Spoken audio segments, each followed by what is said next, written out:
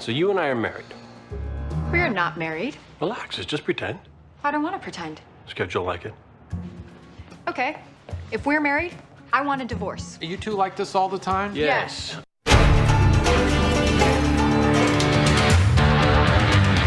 All right, we're not married, but they were. Let's say the doorman's right. Melanie gets home about 4 o'clock. She'd have to make dinner for the kids. Then Sam comes home. Banker's hours, around 6 o'clock. Figure kids have already eaten. So they're what? Watching TV in the bedroom. In my bedroom? Shh, we're on a roll. They have a fight About the affair. about Philadelphia. Things get heated. And she turns her head. He whacks her with something. A pot. Or a pan. Bam, fractures her skull, it's over. Except the kids are still in the bedroom. He's got to figure out a way of getting her out of the apartment without them seeing. Hallway bathroom. You needed to buy time. Okay, so he puts the body in the tub, closes the door, and tells the kids that Mom went to the store. Which, according to the case file, the doorman was never able to substantiate. Okay, so no car. How does he get the body out of the apartment? Maybe he hailed a cab. Our victim's fingerprints aren't in the system. Do you have anything that can ID her? Well, I found formaldehyde on her. Yeah, that's from the killer. He left it at the other scenes as well. Not traces. It was under her fingernails and her hair. She worked with embalming fluid. I also found traces of clay, polyurethane, and animal blood. I don't know who she is, but I can tell you what she does. She's a taxidermist. It's so cute the way you two do that. Okay, so maybe Gloria was telling us the truth. Maybe Sarah was having an affair. Well, that makes perfect sense. Sarah was separated from her husband, Vince. After long, grueling days at work, she'd go home to a cold, empty apartment. Feeling lonely, betrayed, she seeks comfort in the arms of this mystery man. And she decides that she wants her husband back, so she writes his mistress, Mandy Bronson, off the show in order to save their marriage. And her next step would be to get rid of the other man. So maybe the other man didn't go off quietly into the night. Do you two practice this when we're not around? So the labs tell us who Hamilton's test subjects were? Preliminary DNA results from the needles and the drill show the DNA is all from the same person, Lester Hamilton. So, Lester wasn't doing the procedures on someone else. Someone else was doing them to him. And he decided to put his money where his mouth was, using himself as a test subject. But then who was doing the procedures on him? And how did it even get him killed? Can I just... Maybe the treatment was a success. Hamilton realized he was on the cusp of a revolutionary life extension breakthrough. Oh my gosh, this is great. Guys! Hold up. Stop doing that thing you do for 1 second. Thank you. Now, all of the theorizing is cute, as usual. But we've got a problem. Right. Does the Cedric have Wi-Fi? Yeah, that's about all it has. Computer science major? Hours on her laptop? She's a hacker, which is why she was staying at the Cedric. She could pay in cash and remain anonymous while she was using the IP address. Exactly. And whatever she was hacking into was either so illegal or so dangerous, she had to make sure they couldn't trace it back to her. And even if they did trace it back to her, they'd still have to find her amongst hundreds of residents.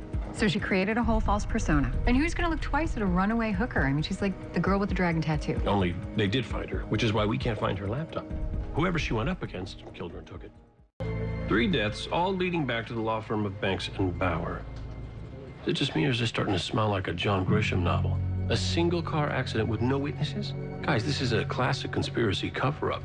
Though only a lowly intern, Pam stumbles onto something the firm is doing. Something big, nefarious. She has to be silenced. Only after the accident, Blaylock can't take the guilt or admit the truth. So, his only bastion is to escape into the sweet oblivion of drugs. And then when Erica starts coming around, they realize that they're gonna have to act by eliminating them both. But what are they covering up? Whatever it is, the only possible evidence is on Erica's laptop, which our killer took. Yeah. Wait, are we sure about that? Erica was meeting Blaylock on the roof, right? A guy who, according to the emails, she didn't know very well. If I'm Erica, I'm hiding that laptop. Well, we searched the room. It wasn't there. Wait, do you guys remember the footage from the elevator? Yes. She went down to the laundry room first. And Lainey said that she found traces of creosote under her fingernails from the boiler room next door. The laptop's in the basement. That looks like the knife that was used on Jade. Was there a suspect in the murders? No arrest was made, but rumor had it the family was murdered by the Green Dragon. I take it he's not a reptile. Reptile, no. Monster, yes. The Green Dragon was a secret ninja enforcer of the Yakuza.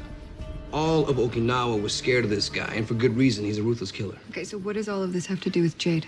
Well, I think that Jade was this little girl. I thought you said the whole family was murdered by the Green Dragon. I got a copy of the police report from the Okinawa prefecture, and I noticed this. The younger daughter, her birthday is the same as Jade's. What if she actually survived that attack? Well, if she was in that explosion, that would explain the shrapnel wounds. Someone must have found her and wanted to keep her safe. That's why she was treated at the military hospital. Because if she was treated in a local hospital, the Yakuza would know she was still alive. And that's also why her name was changed when she was put into the orphanage to hide her from the Yakuza. So, this is a classic revenge story. Jade was hunting down the man that killed her family, the Green Dragon. Saito was the Green Dragon. The timeline fits. He emigrated to this country 10 years ago, just after the murders. And when he did, the Green Dragon disappeared from Okinawa. That's what Jade was doing at the party. She was looking for proof that Saito was the Green Dragon. He got onto her and then he killed her. And then when you got close, he attacked you. I am not stuck. Good. Because I'm not stuck either. So you do know something. Maybe. All right, this is crazy. If we both have something, why don't we just trade? Castle, I can't. You know that. Oh, can't. What happened to that rebellious girl with a leather jacket and a motorcycle? Would she say can't? She enforces the law now and drinks expensive wine. Then think about our victim. Are you really going to let a couple of silly rules stand in the way of bringing Shayna justice? Okay, fine. We'll do it just this once. For her. You first.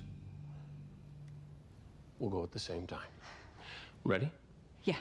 She was looking into old police records at Radnor University. Wait, she had an old boyfriend who died at Radnor University? How long ago? 15 years. His name was Jeff Whalen. He drank too much at a party and fell out a window. If she was looking into old police records... And interested in homicide law? She must have thought that his death was more than just an accident. She was investigating a murder. And somehow that got her killed. Oh my God, I missed this.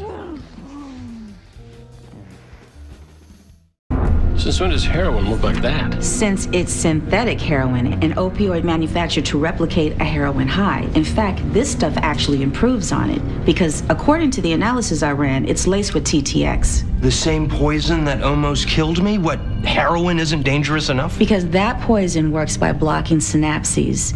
In small doses, it's a powerful analgesic specifically used for the pain of heroin withdrawal. So it makes the drug more addictive by reducing the painful side effects. So more addictive heroin that doesn't have to be smuggled into the country because it can be made right here in the good old US of A. That explains why the Triads and Horatio are willing to put their differences aside, because synthetic heroin could be worth billions. What does this have to do with me? Why would anybody want me dead? Well, clearly this stuff is made in a lab somewhere, and your job is to inspect laboratories, so... You know, this shade of yellow looks very familiar. What is it that gives it this color? An inorganic catalyst, commonly referred to as LAH. Lithium aluminum hydride. That is the same chemical that spilled when I was inspecting Xantium labs.